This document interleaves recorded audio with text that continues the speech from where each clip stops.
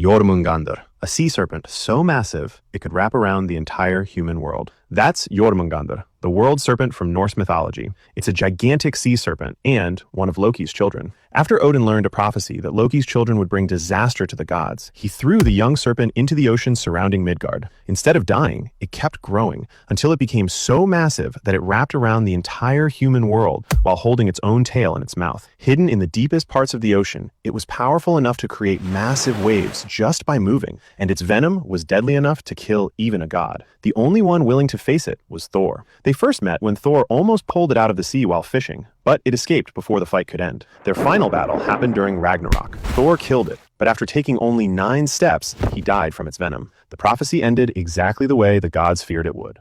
Umibozu. The ocean is completely calm. Not a single wave, then a giant bald head slowly rises out of the water. That's Umibozu, a giant sea yokai, believed to be the restless spirit of priests who were murdered and thrown into the ocean. It has a massive black body with a smooth, bald head, while the rest of its enormous form stays hidden beneath the sea. Umibozu waits for ships to enter its territory. The peaceful ocean suddenly erupts into violent storms. Massive waves surround the boat, and escaping becomes almost impossible. It either tears the ship apart or asks the crew for a barrel. If they hand one over, Umibozu fills the ship with seawater until everyone on board sinks with it. Sailors believed the only way to survive was by giving it a bottomless barrel, keeping the creature busy long enough to escape. People were so afraid of Umibozu that many refused to sail near the end of the month. Stories also claimed it could disguise itself as a beautiful woman, lure people into the water, and drag them to the bottom of the sea. Yeah, after hearing that, a calm ocean doesn't seem peaceful anymore.